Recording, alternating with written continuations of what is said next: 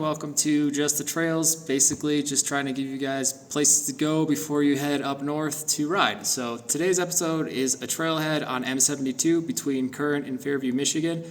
It just gives you an alternative way to get to the Bull Gap trailhead that I think is just more interesting. And for me, it's more convenient. Anyways, hope you enjoy, and here I'll just get to the trails. Alrighty, so we're headed between Fairview and Curran here. Snowmobile parking lot. I don't know. Hazards from the March 25th ice storm may be present in this area. Trails have not been accessed. Conditions are unknown at this time. Yeah, that's the true. So today on Just the Trails, this is essentially a different way to get to Bull Gap. The idea is that you come down from 72, you head south, and then you go to McKinley, and from McKinley you go south to Bull Gap. Never been on this trail. I have no idea what to expect, but yeah, hopefully it'll get cleared. Shouldn't be a hard trail. It's a pretty darn easy trail, honestly, especially considering it's for snowmobiles. So. While this is my first time on the trail, I have driven by it over 1,000 times because I grew up going up and down this road to get to and from school. Pretty excited, but you're going to notice that there are a lot of downed trees. That ice storm that was warning on the paper, on the trailhead, it was very serious. And, it's kind of all the trails in this area in 2025 are being cleared. But it's not a big deal, just pay attention. And yeah, since I rode this, I now realize that I should have never left the trail. There are a couple of sections where I get off the trail by a couple of feet to go up and over a log, and I shouldn't have done that. So I do apologize for my, ignorance there. I didn't know. I'm not used to riding in this general area. So yeah, I apologize for any time I left the trail.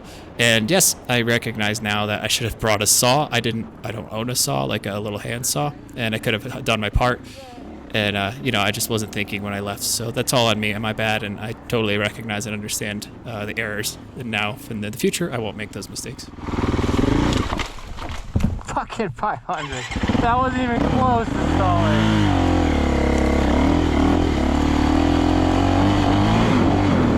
Readjust my ears to think what is what. Okay, we got two paths. I don't know which is which.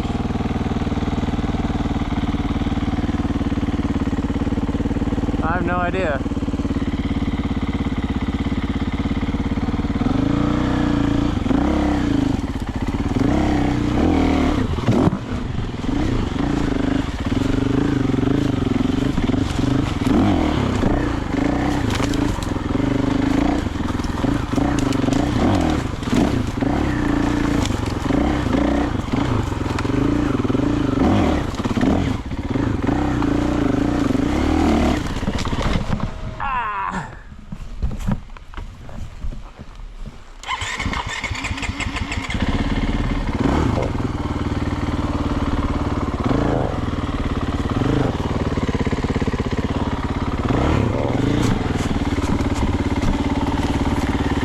Doing so well.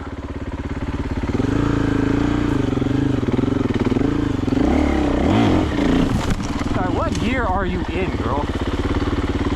I feel like you're in like 12.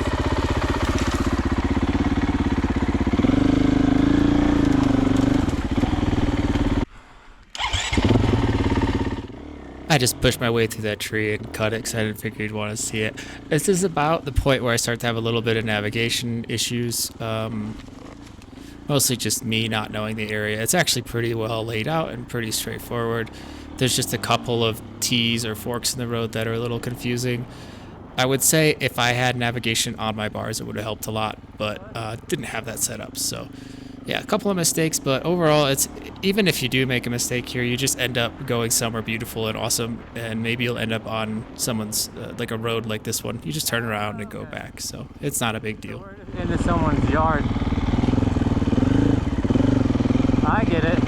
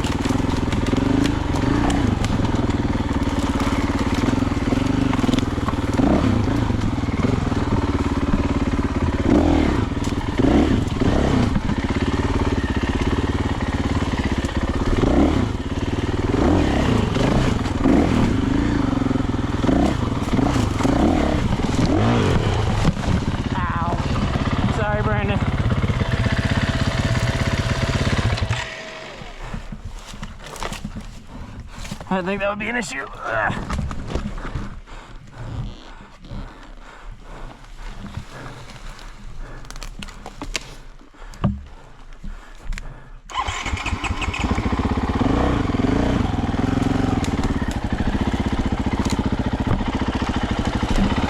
Let's check the map, see where we are.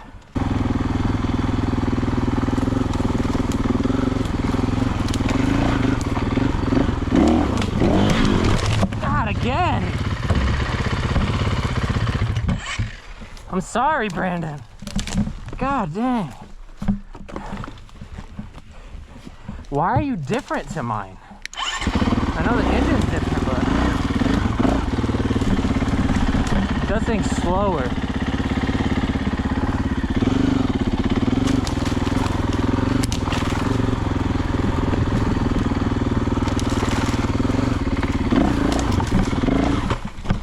That's annoying.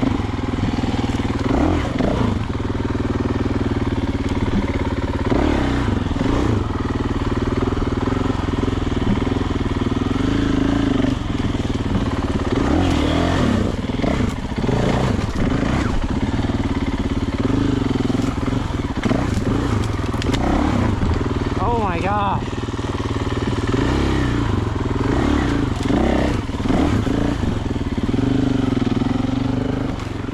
So the reason I'm going down so frequently is I ride a 300cc two-stroke, and my buddy loaned me this 500cc four-stroke. They're so different. I'm used to, you kind of like play an instrument in a sense, and what they sound like is how they're going to react, and I'm expecting it to do something based on the sound that it's making, and it doesn't do it. So it's just a learning curve, and this was really my first ride on a 500 in my life, so it took me a little bit of getting used to. And yeah, it's really funny because I actually really love technical stuff, and that's what I typically ride. So usually I would really enjoy that stuff, but on the 500, it took me so much getting used to. I did eventually get the hang of it. Maybe not on this ride, but yeah, the bike's great. I really enjoy the 500, but it definitely is different than my 300. So, they're both really good. I think the 500 in this area is probably, I mean, it's got to be one of the best bikes you can have for this area, just because if you're going to be going between trailheads, you want to be street legal. That's nice, because I can take this bike anywhere. I can go on a highway, I can go anywhere I want to and be perfectly legal and not breaking any laws. So that's really good. And of course, it has enough power to have a lot of fun. And I just really enjoyed the 500 in this area.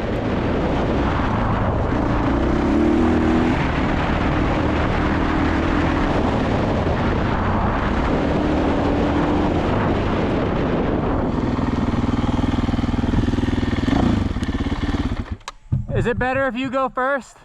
Yeah. Okay, I know that. Very sorry about scaring her. Yeah. Probably salty though, I'm all sweaty. Yeah. That's probably what's going on. Thank you. You're very welcome. Have a safe one.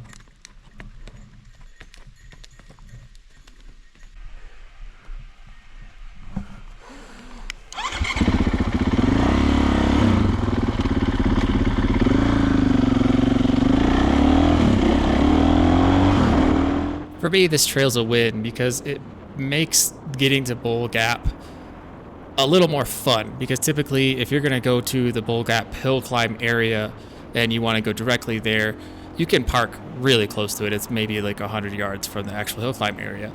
Or you can park here and have just a little bit of extra fun, make your way to McKinley, go through McKinley, and then go to the trailhead. Or if you want to go from McKinley to Mayo to get snacks or gas or whatever, which is what I eventually have to do, and then you can do that. I actually thought McKinley had gas and was banking on that, because growing up here, they always had gas. McKinley always did. And turns out they don't. So yeah, I kind of put all my eggs in that basket, assuming that I would have low fuel and stop McKinley, get some gas. But yeah.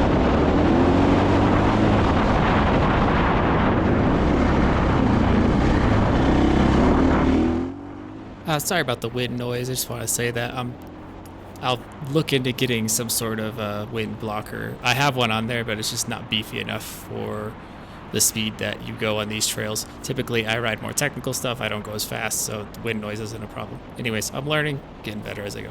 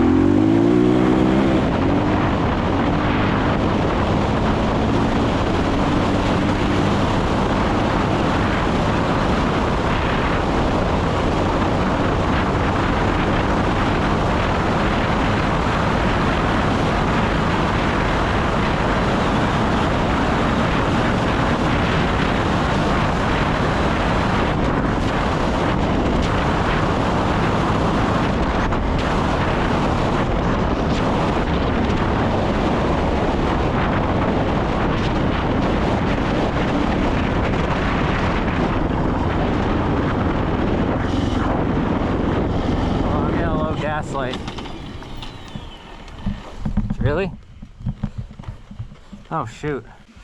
Oh, I'm going the right way. I get a little bit, I don't want to say panicked, but a little bit panicked because these 2025s, like this generation of KTM, basically goes from low gas to empty, like you're stranded really fast. So I'm trying to just get the most direct route to McKinley. Again, thinking there's gas there.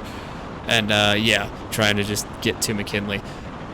But it does kind of take me off of the, I think, I'm not entirely sure, but I think this is off of the main trail and more into like fire lanes, which are just straight to where you're gonna go, which is what you want when you're running out of gas. So I don't know if this is the official trail or if this is a fire lane, to be honest. Mostly just trying to get to gas to get fuel into the bike.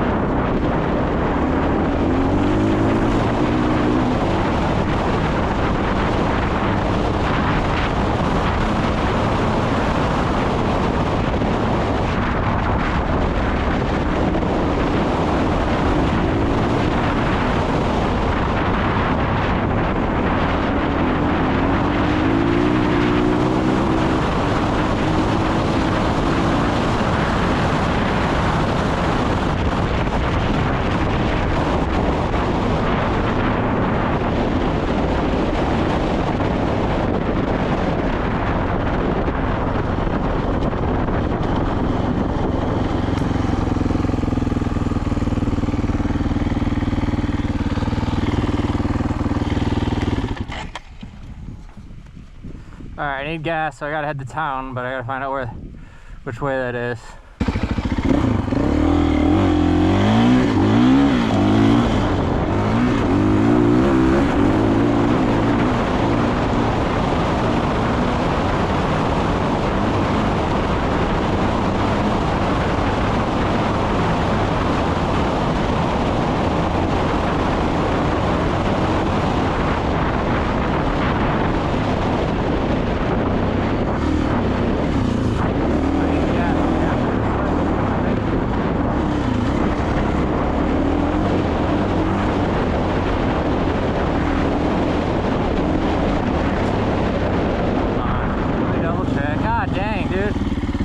Killing me.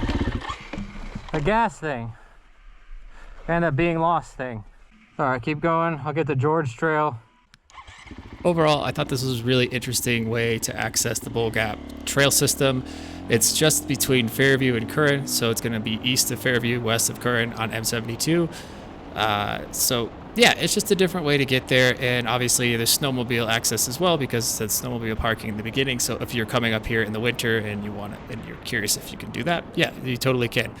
I really like this general idea because for me it's more convenient just based on where my parents live to get to this trailhead. It's actually the closest official trailhead to my parents' house. So I'm sure that in the years to come, I will be back here making another Just the Trails without all of the down trees, which will make navigation a heck of a lot easier just because you're not focused on that. But if you're looking for a way to get from M72 to Bull Gap without driving all the way through Fairview and Mayo and parking, this might be a way for you. Maybe you have a hunting cabin in the area, or your parents or someone you know lives there. Thanks for watching. I hope this was helpful for maybe your future planning. If you want to head down from the 72 to the Bull Gap Trail areas, this is a really interesting way to do it and adds a little bit of spice to your trip, a little bit less driving in the truck or a trailer and a little bit more on the motorcycle or quad or snowmobile. Thanks for watching.